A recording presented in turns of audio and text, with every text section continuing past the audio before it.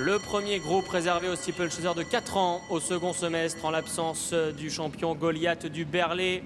Il y a un nouveau leader à se trouver pour ces concurrents-là. On rappelle le forfait du numéro 6, King Elvis.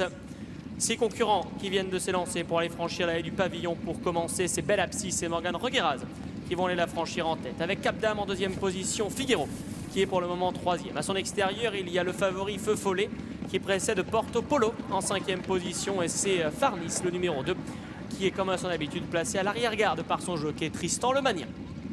Petit open ditch. Belle Abscisse, Cap Dame dans cet ordre.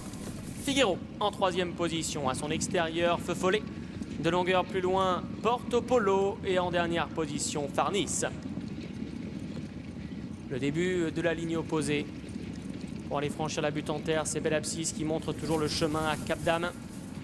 Figuero, Feu Follet dans cet ordre, Porto Polo. Et Farnis pour la casaque de Franck Deliberos qui est en dernière position. Concurrents qui passent à droite du Brook et qui vont mettre le clignotant à gauche pour aller aborder la diagonale qui va les mener vers le nouvel obstacle d'Auteuil, donc anciennement la rivière du 8, désormais appelée la plage d'Auteuil. C'est Belle Abscisse qui va aller en faire la découverte en tête à la hauteur de Cap Dame, Feu Follet, Figuero, Porto Polo et Farnis. Pas de souci. Et Belle Abscisse garde l'avantage. Cap Dame et Pierre Dubourg en deuxième position à une longueur. Feu Follet est toujours au troisième rang. Il vient à la hauteur de Figuero, Angelo Zuliani qui porte la casaque des traits. Porto Polo, Farnis, les trois Nicole qui se suivent pour franchir l'Auxerre. Sans encombre. L'option est désormais mise sur le Bullfinch qu'il va falloir traverser. Belle Abscisse est là. Cap Dame également à l'intérieur. Beaucoup plus convaincant qu'à l'occasion de sa première sortie sur 4400 mètres où il n'avait jamais été en course. Cap Dame a cette fois-ci l'avantage sur Belle Abscisse. Figuero est troisième tout près à l'intérieur.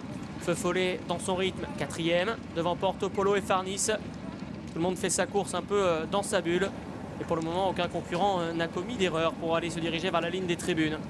La double barrière dans quelques instants. Cap Dame, le numéro 5, qui a donc les commandes. Belle Abscisse se retrouve en deuxième à son extérieur. Figuero qui est troisième tout près avec ses œillères australiennes pour franchir la double barre. Précède le Feu Follet. Feu Follet qui compte une longueur d'avance sur Porto Polo.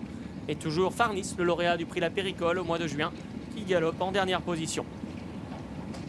Une simple haie. Légère faute de Figuero. Pas de souci en revanche pour Cap Dame, Belle Abscisse qui dans la même foulée ont franchi cette haie et vont maintenant s'épauler pour se diriger vers la rivière des tribunes. En troisième position, Figuero est derrière eux. Feu Follet qui avait été un peu hésitant dans le prix La Péricole sur la rivière est isolé à l'extérieur. Nous allons regarder comment cela se passe pour le favori. Il est à la hauteur de Porto Polo. Farnis est en dernier.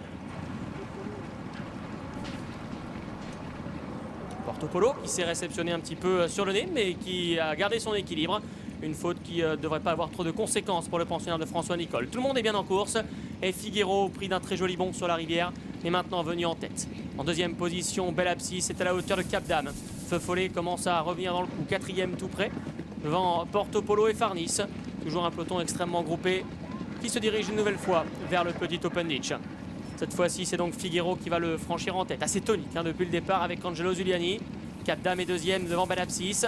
Feu Follet est quatrième ensuite. Porto Polo, Kazakh Bardini est en dedans avec David Gallon et précède Farnis. Tristan Lemanien qui poursuit sa course à l'arrière-garde au moment d'aller se diriger vers le talus. Talus franchi dans quelques instants. Figuero qui a toujours le meilleur sur Feu Follet qui se rapproche un peu en pleine piste. On retrouve Cap Dame toujours calé à la corde par Pierre Dubourg qui précède Belle Abscisse. Porto Polo dans leur sillage. Farnis ensuite pour franchir le Brook. Magnifique bond de Figuero qui est parti de loin mais qui a eu un geste parfait et qui va devoir rester concentré maintenant car c'est le gros morceau de cette course. Désormais le gros open ditch qui va faire face aux concurrents de ce prix The Fellow. Figuero en premier lieu. Ouais, c'est bien ce qu'ont fait ces 4 ans sur le gros open ditch. C'est désormais le mur qui les affronte dans quelques instants. Figuero en premier lieu avec en deuxième position Cap Dame. Belle Abscisse est troisième. Feu Follet est tout à l'extérieur de la piste et se rapproche troisième à la hauteur de Belle Abscisse. Farnis qui est là, qui préserve sa pointe à la hauteur de Porto Polo pour aller vers la dernière haie de la ligne opposée. Figuero a toujours le meilleur. On vous rassure, Feu Follet est toujours là. Le voilà qui réapparaît dans le champ, revenant quasiment à la hauteur de l'animateur. Cap Dame est troisième côté corde devant Belle Abscisse qui se retrouve quatrième.